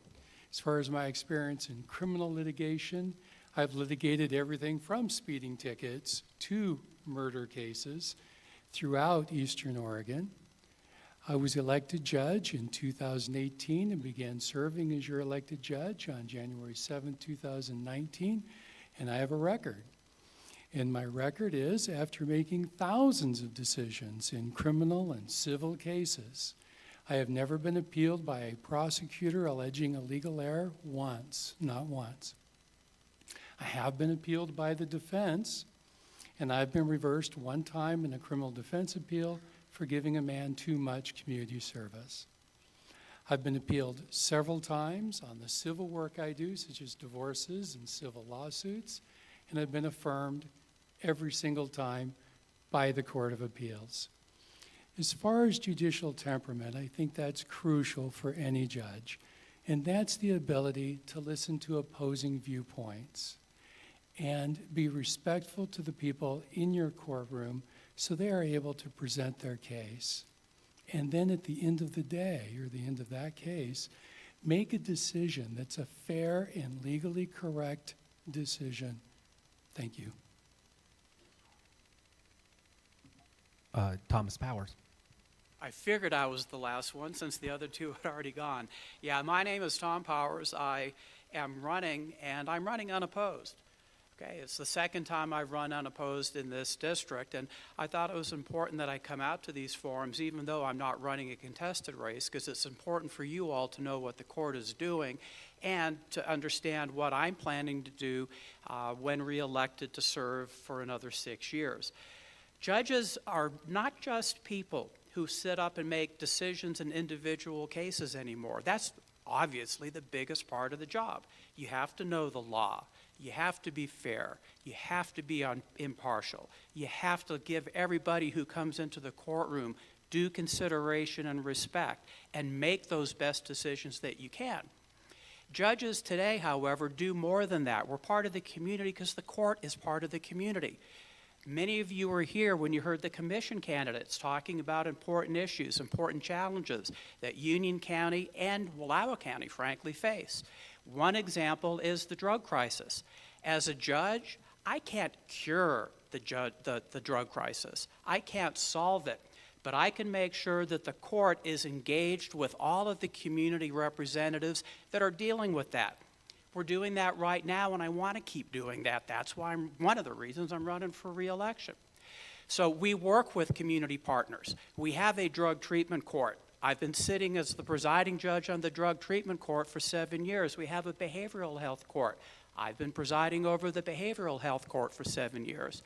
In those capacities, we develop working relationships with all the stakeholders, treatment providers, law enforcement, the criminal defense attorneys, the local bar, county government, so that we can make sure that when the community has a problem, such as substance abuse, that spills over into the courts, we are proactively involved in solving them, and I want to keep doing that for you for another 6 years. Thanks. Okay, let's move on into our questions. And the first question has to do with House Bill 4002. What impact do you believe that House Bill 4002 will have on the docket of our local court, and how will you as judge ensure we have an efficiently running court that provides timely access to justice for criminal defendants? And we will start with Judge Williams. Thank you. Ladies and gentlemen, I think we can all agree that drugs are destroying our community. It's making this an unsafe place to live. Drugs are the major cause of crime. Thankfully, Measure 110 was repealed by the legislature, and the new law will become effective in September of this year. Now the police will have the ability to arrest people and charge people with crimes who possess small amounts of drugs. And the judge will now once again, thank you, have the ability to incarcerate people that are endangering our community and that possess and distribute drugs. And then the drug rehabilitation can occur in jail or in prison or in an in-house treatment facility. Once that law is repealed, we're going to see more cases come through our local court system. And I'm very thankful to Republicans and Democrats alike in the Oregon legislature that stepped in and joined hands to make sure that I would be able to hear a full criminal docket, thanks to Senate Bill 807. Thank you very much. Thank you. Judge Powers. Oh, yeah. Yes, House Bill 4002 actually has two components, and it's important to understand, and this is one of the things that I'm looking forward to as presiding judge for these next several years, is before a lot of these cases even come into court, there's going to be a deflection program. And right now, as presiding judge, I'm currently talking to county commission members, to law enforcement, to the DA's office, to treatment providers, to CHD, because the county is going to have to come up with some sort of a deflection program, including funding, facilities, and other resources. That's critically important. I'm actually going to be on the Oregon Judicial Department's advisory committee to implement House Bill 4002, and I'm looking forward to that work because I think it's important that Eastern Oregon and rural communities have a seat at that table, so whatever is implemented is not a one-size-fits-all for the valley, but it's a size that fits out here in Eastern Oregon, and I'm looking forward to that. When those cases do come into court, we're going to have to handle them, because not all of them will. Deflection means the idea some of them don't ever have to come into court. If they do have to come into court, this court is going to make sure that those cases are handled efficiently. We are already working on our internal processes to manage those, everything from intake to supervision to conditional discharges, and then the statutorily required record sealing and expungement. I have and our court staff have already started working on that, and we're going to keep working and make that happen. Thank you. Mr. Boyd. Thank you.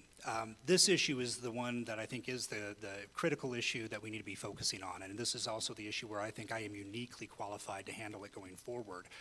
Having been a prosecutor, having done public defense and private defense and working on the treatment court, we're going to be using the treatment court a lot more. House Bill 4002 is going to cause a huge increase of caseload, and it's because these cases are going to not longer be violations, traffic tickets only. They're going to be crimes, which means the DA is going to be involved again. And here we have two judges. My opponent, Mr. Williams, has not been able to hear criminal cases. Last year we had 5,200 hearings. He handled 673. There was a 75% disqualification rate by the DAs in both counties. We have a bottleneck. We will not be able to get those cases done. We are already having a backlog. We will have more of a backlog when that law takes effect in September, and we have an opportunity under that law to tailor our systems. There's a lot of flexibility under that law for designing county by county local systems. We have limited resources here. We don't have inpatient treatment beds in Unalawba County. We are strong on sober living housing. We need to know this system backwards and forwards to design those programs and design how we're going to be utilizing our treatment court resources. You've got to know the system, and this is one that, frankly, I think I know backwards and forwards because all 15 years I have been working in this system on every side, every angle. This is what I do more than almost anything else. This is where I know the system.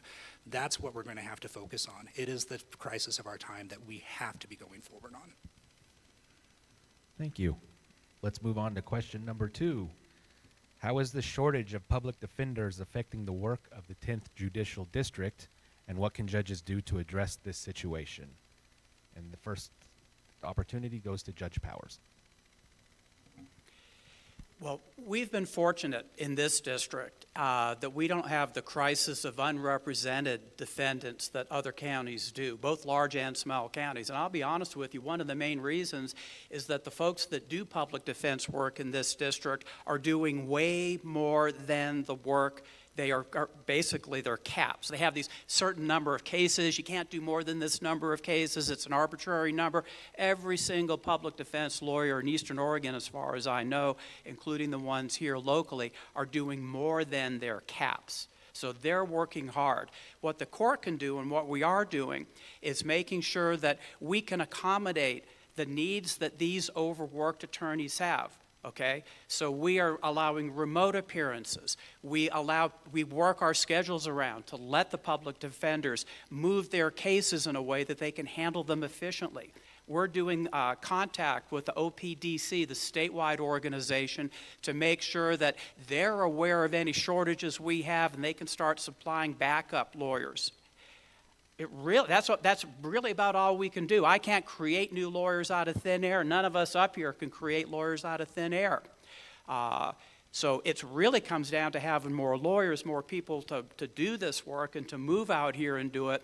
I want to make sure that in my courtroom, when those folks come in and take on this work, they're going to be treated with respect, they're going to be treated professionally, and that we are going to work around all these obstacles and get our caseload managed, and we've been doing it so far. Thank you. Mr. Boyd. Thank you. This is the work that I do, the vast majority of my practice, and Judge Powers kind of nailed it on the head. Here's the reality. The judges aren't going to fix this problem. The State Public Defense Agency is under control of the governor's office, and they control the budget. They control these contracts. They control the caps that we hit.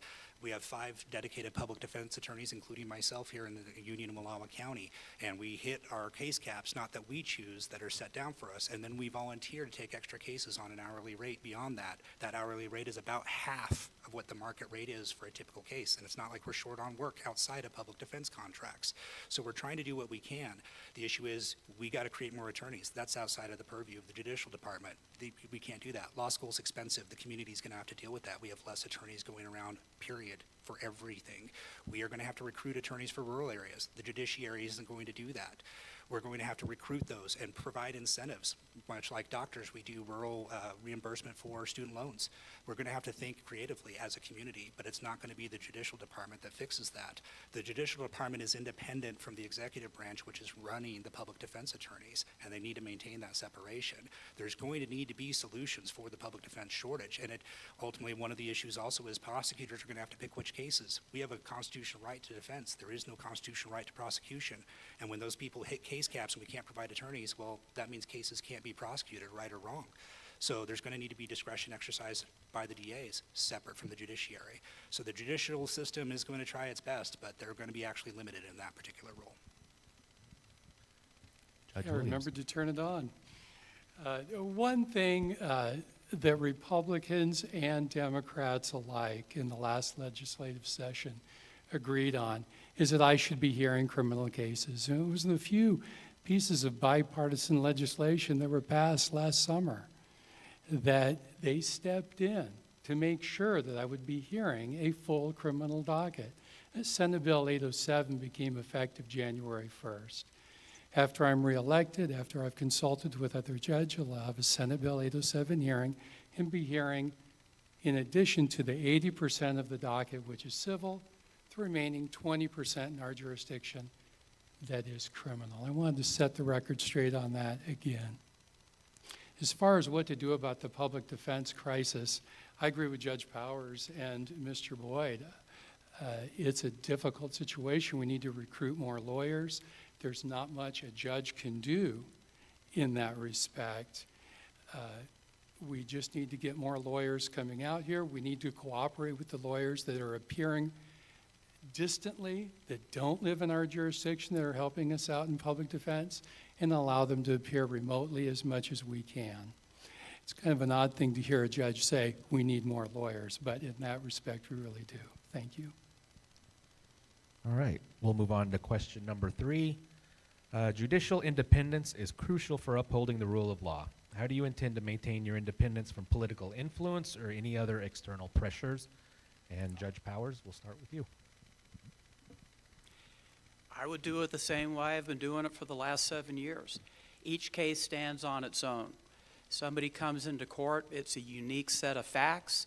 There are unique people, and you have to hear them out. They're entitled to due process, whether it's a criminal case, whether it's a civil case, whether it's a divorce, whether it's a dependency case.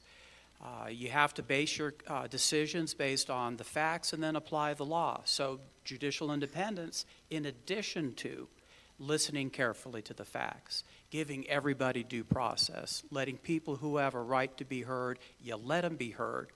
But it's also knowing the law and being able to apply the facts to the law to the facts, and make tough decisions even when they're not popular. And I've made unpopular decisions. There are times you make a decision from the bench and you can just tell. You just get daggers from people. You know, they're sitting there and they're on the wrong side of the decision, and it went against them. You have to be able to look them in the eye and stick with your decision. If that's what the law says, whether it's applying the sentencing guidelines, whether it's applying the rules in terms of where a child is being, what parent has custody, or the state having custody of that child, people's hearts are broken. People's lives are turned upside down in courtrooms every single day. And those decisions weigh heavy on me. I take a lot of those decisions home, but I will keep making them because that's my job. That's what I'm elected to do, and I'll keep doing it. That's why I will remain independent. Judge Williams.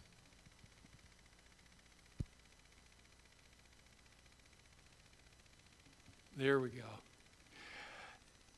It's incredibly important to stress that the judiciary is a separate and independent branch of government, separate from the executive branch, that would include the district attorney's office, separate from the legislative branch. Judges have to have the courage to make decisions that are fair and legally correct, regardless of the political pressure brought to bear in a courtroom. And you do make tough decisions. And you end up making decisions that you disagree with, like Judge Powers mentioned. You have to have the fortitude to be able to do that. My record, I believe, shows, and I would compare my record to any other judge's record, that over 5 years and 4 months, I've only been reversed one time. Although I have been appealed by the civil bar, been affirmed every single time, never appealed once by the state, and as I mentioned earlier, was appealed and reversed by a criminal defendant and reversed for giving too much community service. I think I have a record of having what I like to think of as judicial courage. Thank you.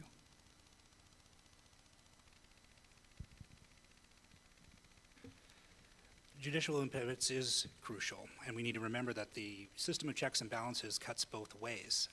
Being elected is not a mandate from God. It does not make you infallible. And if you push your luck too far, there will be pushback. And that's what the system is designed to do.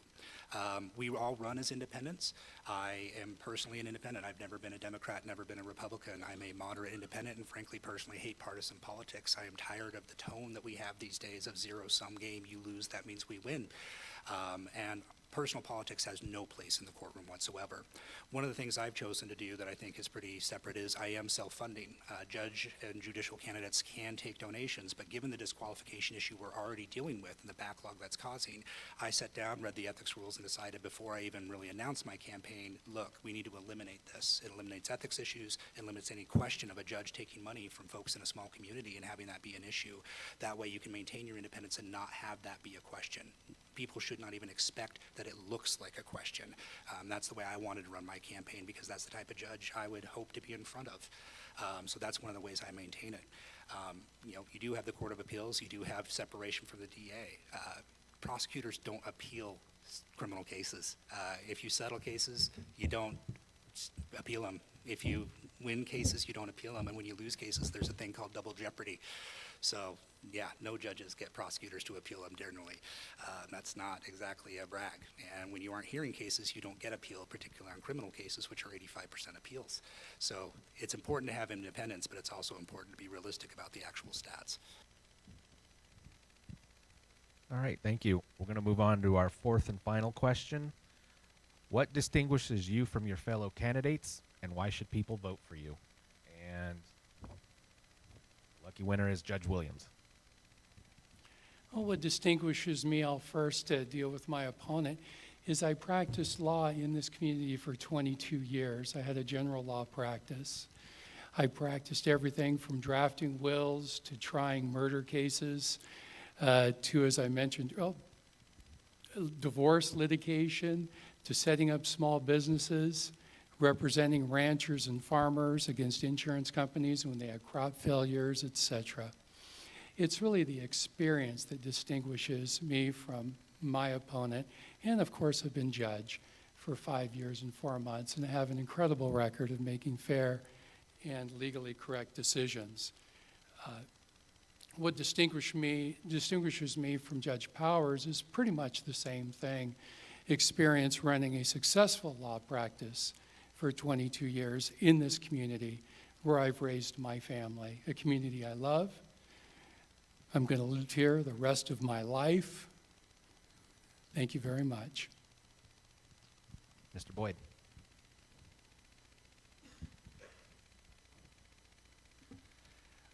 I've been here for 15 years, and I would say experience as well. Again, I'm the only one that's been a prosecutor and understands those dynamics of how they operate and what their standards are and whether they're meeting them or not. Public defense is about 95% of the criminal cases. You need to understand that because there's different dynamics when lawyers don't pick their clients and when people don't have money and the choices they have available. If you haven't done that before, you don't understand it. And I've done private work as well. I've also done civil work. I've done civil transactional work and business advisory.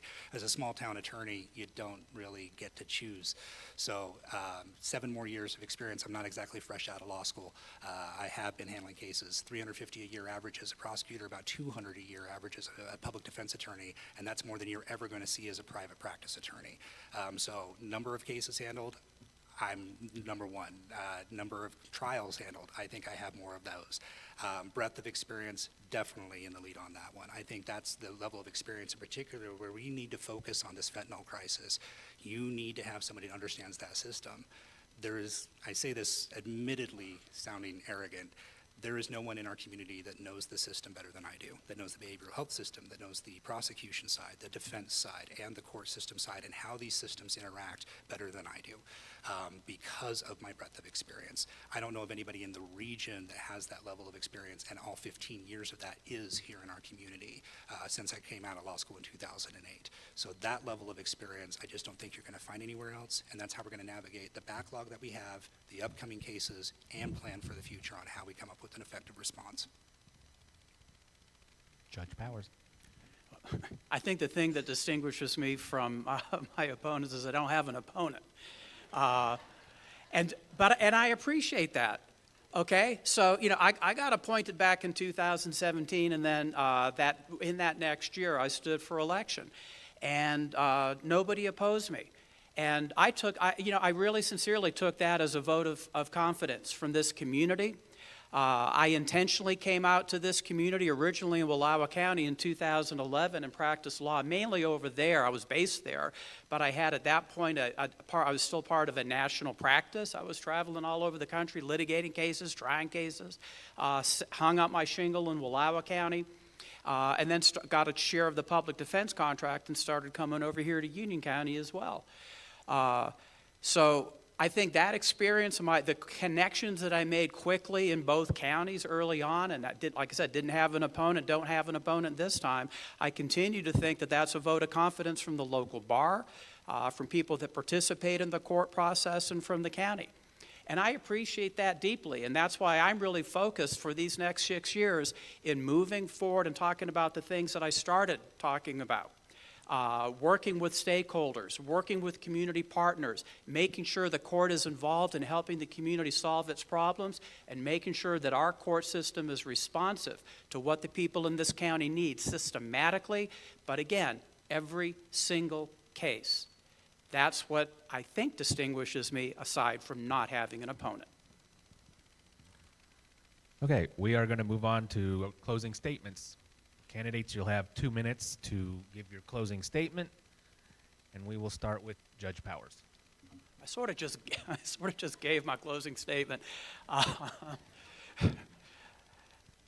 mean, what more to say? No, I think there's unfinished work. There is unfinished work. Everything from the nitty-gritty of how we're going to implement House Bill 4002 and the recriminalization of marijuana, and it's not marijuana, but other drug possession, how we're going to deal with drug traffickers, how we're going to engage people in rehabilitative services. And one thing we haven't talked about as explicitly as the drug crisis is the mental health crisis. Every single day, I see people in front of me, often on camera from the jail, in an acute mental health crisis. And their mental health crisis has driven them into contact with law enforcement every single day, okay?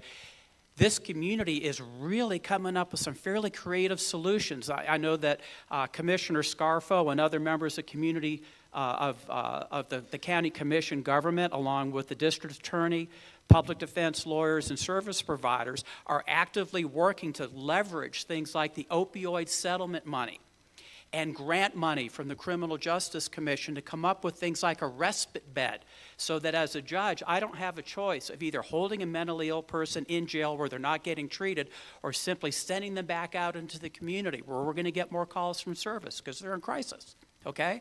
This community is coming up with creative ideas to address those issues, and I am looking forward to continuing to work with those community partners, to share my ideas, to get their ideas, and make sure that we are a court that not only is, as I've said several times, managing individual cases and delivering justice for one person at a time coming in, but also addressing systemic problems so we have a just, safe community. And I look forward to you voting for me, not just because there's nobody else on the ballot, but I hope you leave tonight with an affirmative reason to check the box next to my name. And I look forward to serving you again. Thank you. Judge Williams. Oh, I finally cut somebody off. Finally, it wasn't me. Well, thank you very much for turning out to listen to us talk this evening. I think we've had enough negative campaigning. I was thinking about what I was going to say in my closing this afternoon when I was driving back from Wallowa County. I think it's time we embraced our shared values and realized that we all want a safe community for our families, and I know we all do our part for that. And I believe strongly that we all deserve a judge that treats everyone equally before the law, regardless of what your standing is in the community, regardless of if you're the government or if you're a private citizen or if you're a wealthy corporation or a young or a pro se litigant that was before me recently. And we need a judge that will protect your constitutional rights, that can withstand the political pressure and be able to make those difficult calls. I've got a record of being able to do that. And I've got a record of making fair and legally correct decisions, as I mentioned 3 times before. But that really can't be stressed enough. Because as Judge Powers mentioned earlier, when you're in a courtroom making those tough calls, you know that you're making some people very upset.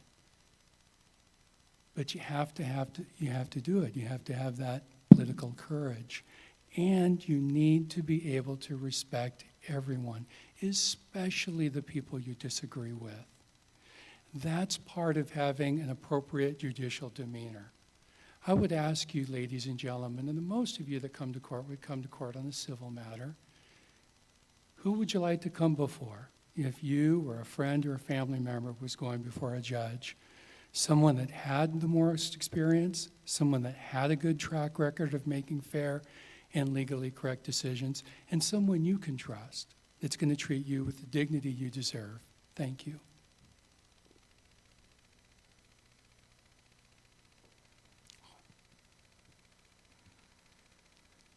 This is a job which is all about accountability. This is a job in which you're holding people accountable and trying to work with them to make the changes that they need to make so they're not cycling through the system over and over again.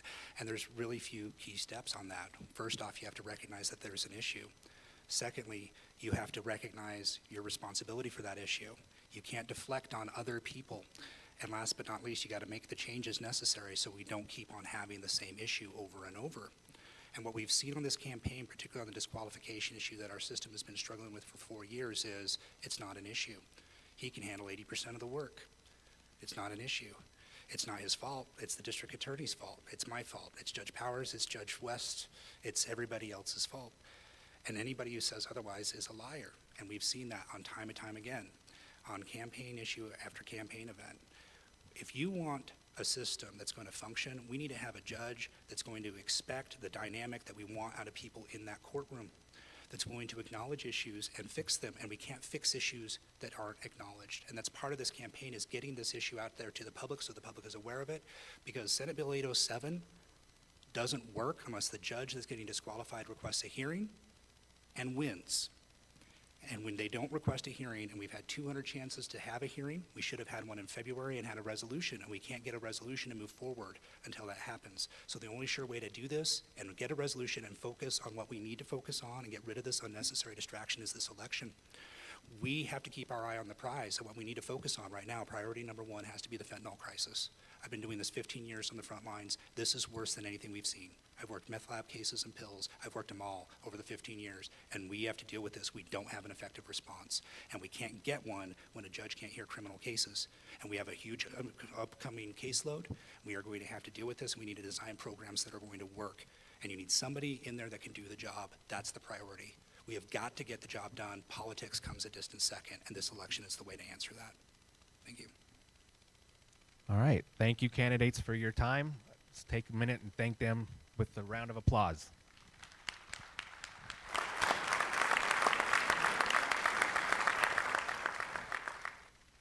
That does it for this forum. I want to thank all of the candidates for attending and everybody here in attendance, both in the auditorium and online.